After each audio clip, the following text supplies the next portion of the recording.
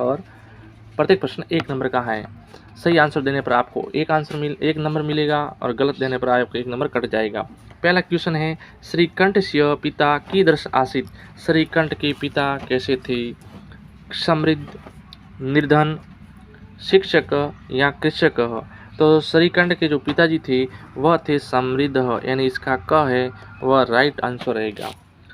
Second question है, पंडिता रमाबाई रिक्त स्थान तमे ख्रीस्ताब्दे जन्म अभवत। पंडिता रमाबाई का जन्म कब हुआ था? तो पंडिता रमाबाई का जन्म 1886 में या 1856 में या 1922 में या 1858 में। तो इसका राइट आंसर है वह ग है। पंडिता रमाबाई का जन्म 1858 ईस्वी में हुआ था।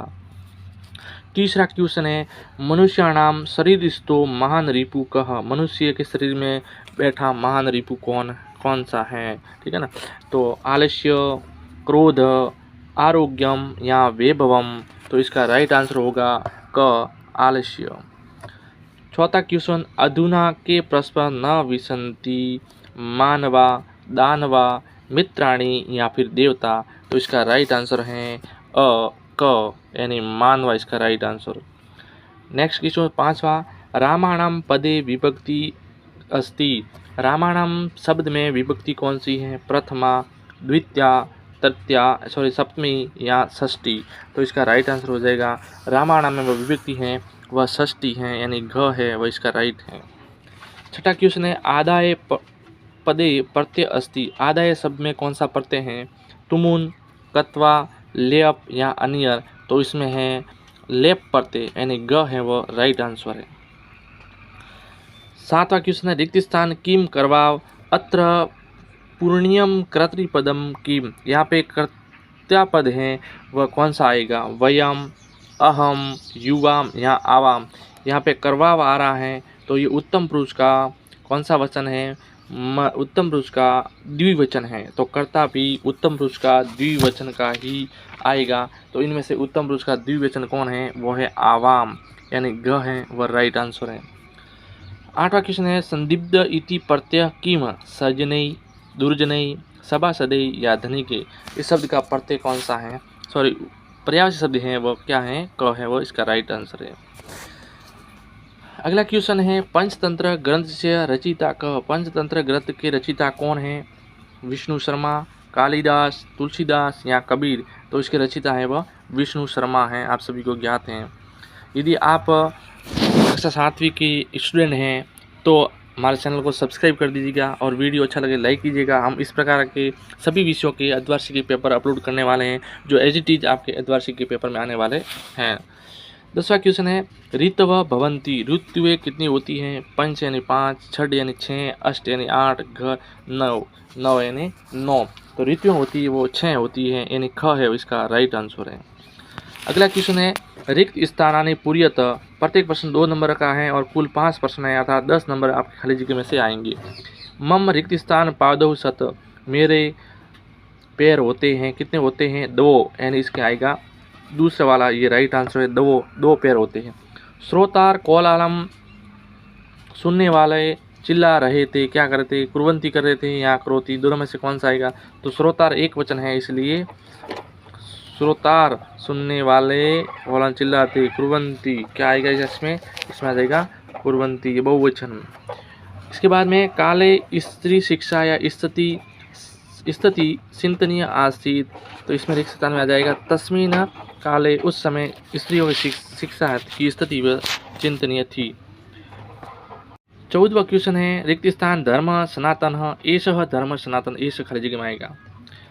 अगला क्वेश्चन 15वां है, रिक्त स्थान धार्यते पृथ्वी। क्या धारित करती है पृथ्वी? सत्य या असत्य? तो सत्य को धारण करती है, यानी दूसरा वाला सत्य नहीं राइट आंसर है। अगला क्वेश्चन है, संधि विच्छेद कृत और 3 नंबर का प्रश्न है। संधि विच्छेद करनी है, 3 उदाहरण दे रखे हैं, तीनों का संधि विच्छेद करेंगे।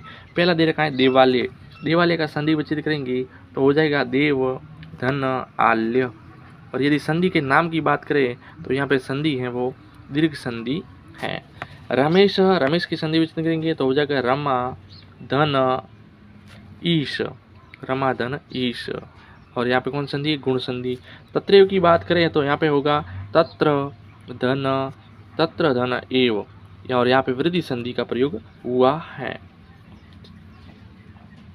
उसके बाद में अगले पे चर्चा करते हैं हम। अगला क्वेश्चन दे रखा है प्रत्यय पृथक पूर्व, प्रत्यय अलग करने।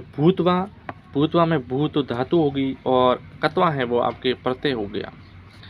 उसके बाद में पठितुम में पठ है वह धातु है और तुमुन है वो प्रत्यय है।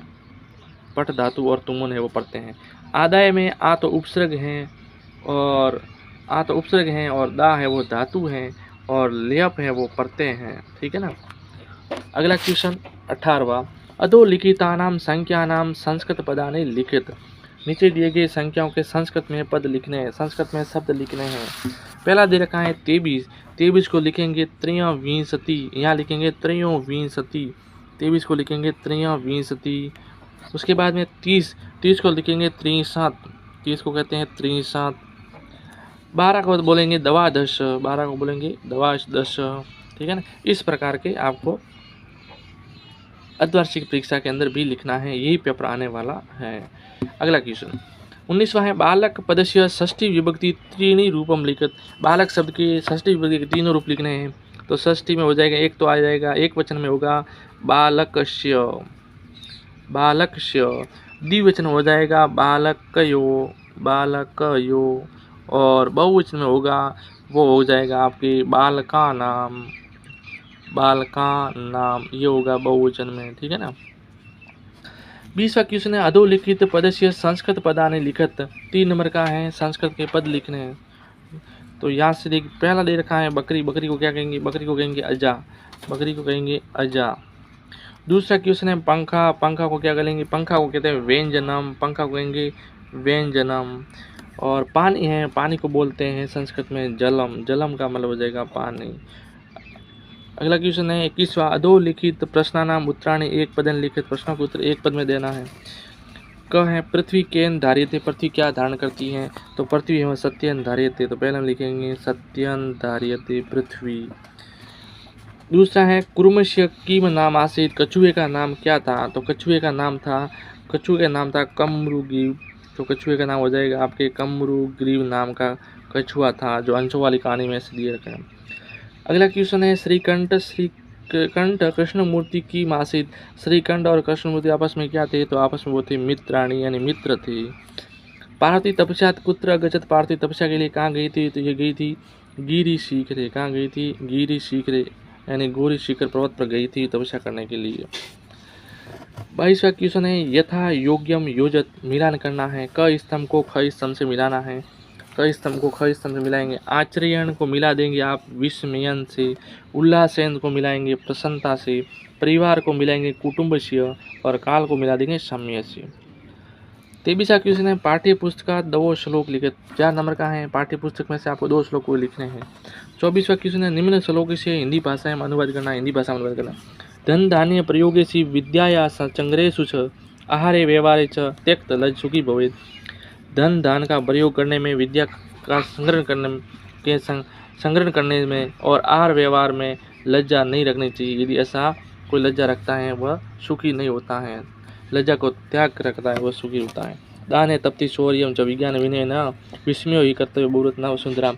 इन दोनों का आपको जो अच्छा आ रहा है वो आपको लिखना है हिंदी अनुवाद। और यदि आपको इसका आंसर PDF चाहिए तो नीचे लिंक दे रखी है इस वीडियो के नीचे, वहाँ पर जाइए, क्लिक कीजिए और वहाँ से आप इसके पूरा लिखित PDF आंसर को डाउनलोड कर दीजिए। अगला क्वेश्चन 25वां अधोलिखित पद्यांश से पठित्वा एतद आधारित प्रश्नानाम उत्तराणि लिखित। एक पद्यांश दे रखा है, इसको पढ़ना है और इसके नीचे जो प्रश्न दे रखे इसके उत्तर देने। अस्ति मगध देशे फूलो उत्पलो नाम शरः।